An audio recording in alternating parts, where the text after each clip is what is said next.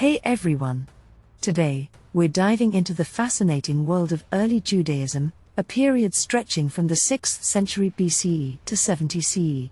During this time, the Judean religion underwent some major transformations. We're talking about a shift towards monotheism, the shaping of key religious texts like the Hebrew Bible, and new ideas about worshipping Yahweh. Back in the 8th century BCE, Jerusalem was the bustling center for both religion and politics. The temple there was seen as a symbol of security. As long as it was well maintained and the deity was happy, everything was thought to be fine. But things took a dramatic turn in the 6th century BCE when foreign kings looted the temple twice and then the Neo-Babylonians destroyed it in 586 BCE. This destruction forced the Judeans to rethink their religious beliefs. When the Persian Empire rose to power, they allowed exiled people to return home. Wealthy Judeans came back and rebuilt the temple, but now there were Judean communities spread out in places like Egypt and Mesopotamia, forming what we call the Jewish diaspora. Because of this spread, different communities developed their own practices, leading to what some scholars call early Judaisms, yes, in plural. They all centered around worshipping Yahweh but had diverse ideas on what that meant. Jumping to the 4th century BCE, early Judaism was influenced by the Hellenistic and Roman worlds. For a brief period, Judeans enjoyed political independence, leading to significant religious developments. However, this era of early Judaism came to a dramatic close with the destruction of the Second Temple in 70 CE. From here on, Jewish religion transitioned into what we know as Rabbinic Judaism. After the destruction of the Jerusalem Temple in 586 BCE, the Judeans had to rethink their beliefs about Yahweh's rule, especially during the Persian period in the late 6th century BCE. This period is captured in the biblical book of Isaiah, which scholars often split into two sections, first Isaiah and second Isaiah. The latter section, dating to the Persian period, offers some intriguing insights into the shift towards monotheism.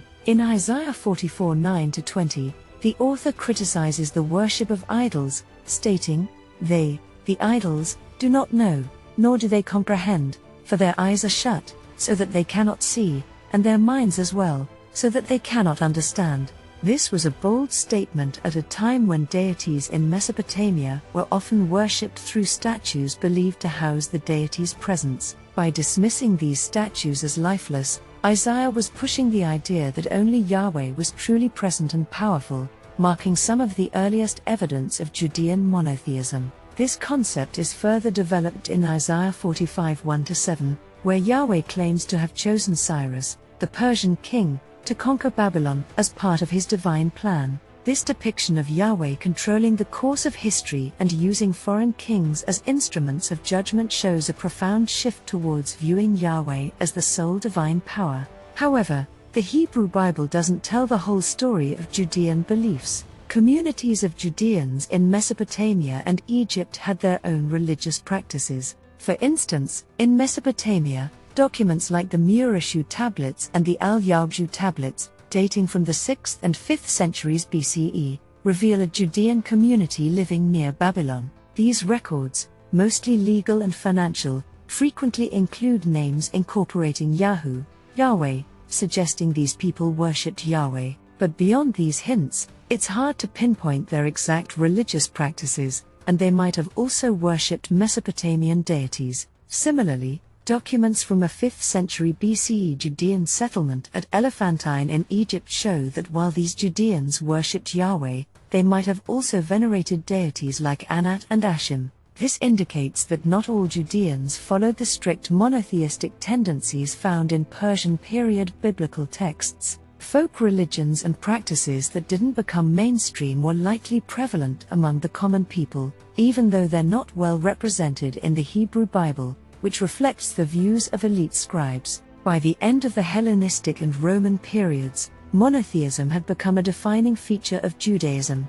One major shift that helped solidify this was the reimagining of the old divine pantheon as angels. This transformation is best seen in the text of 1 Enoch, dated to the 3rd century BCE. 1 Enoch describes angels as divine helpers responsible for cosmic order and human affairs, essentially reworking older West Semitic gods into Yahweh's celestial council. This change didn't happen overnight, it reflected already existing traditions by the end of the Persian period. The classification of angels and demons was likely well established, with 1 Enoch capturing and formalizing these ideas. By framing former gods as angels, Judean scribes could integrate older beliefs into the emerging monotheistic framework, making the belief system more cohesive. And now let's explore some of the key rituals that shaped the faith. Passover is one of the most significant Jewish festivals, and its origins are rooted in the biblical story of the Exodus, where it's said to have protected firstborn children during the 10th plague. Although we can't confirm these events historically, there's an intriguing parallel with an ancient Syrian festival called Zukru. This festival, dating back to the 12th century BCE, also took place on the 14th day of the first month and involved smearing blood on doorposts and sacrificing firstborn animals. Passover, as a specific commemoration of the Exodus from Egypt, likely developed during the Persian period. We find evidence of this in the Elephantine papyri from the 6th century BCE, which describe Passover with some variations from the Hebrew Bible. For instance, the Elephantine texts prohibit fermented drinks during the festival, highlighting different interpretations of proper ritual practice. Interestingly, the Samaritans also celebrated Passover as early as the 4th century BCE, but they did so on Mount Gerizim, which they considered sacred. A fragment from Qumran, dated between the 3rd century BCE and the 1st century,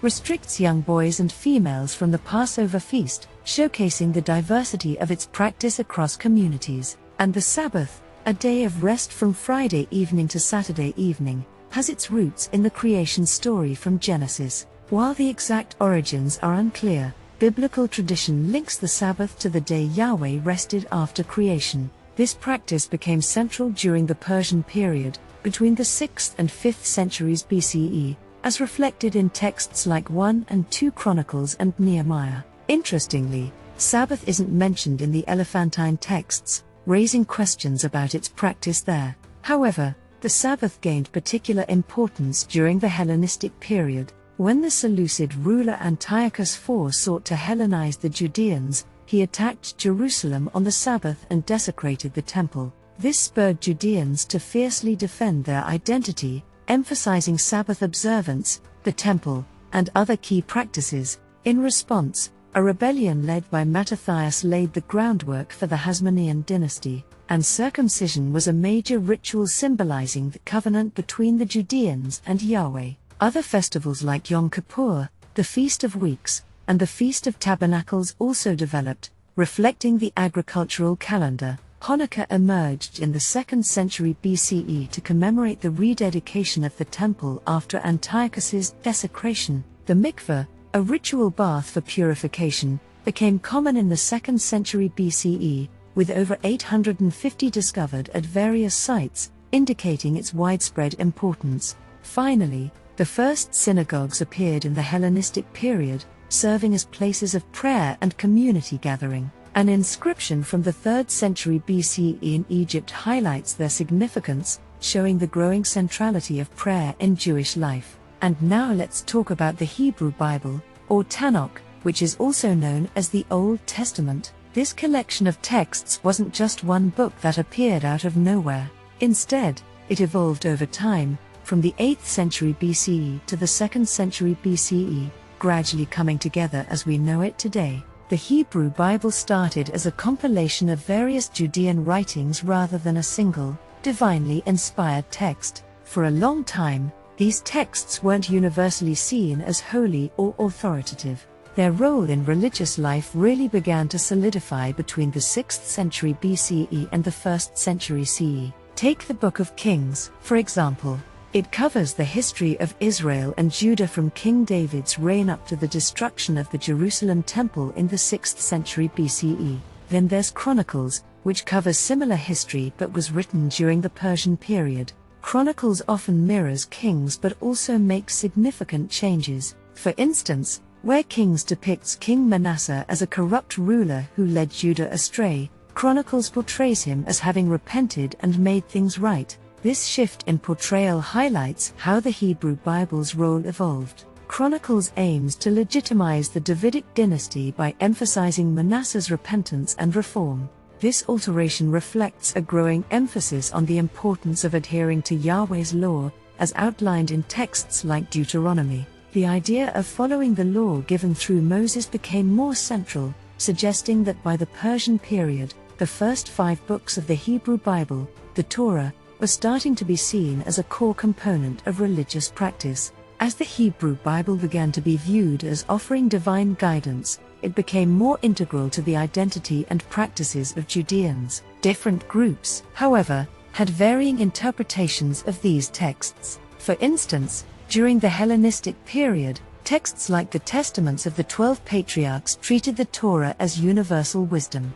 This shows how some saw the Torah not just as religious law but as a guide to natural law. The diversity among Judean groups regarding the Hebrew Bible and Torah reflects a broader truth about early Judaism. There was no single way to be Jewish. Various groups practiced their faith in unique ways, and even the Hebrew Bible itself reflects a range of traditions and beliefs. Understanding this diversity helps us appreciate the complexity of early Jewish identity and how it evolved over time.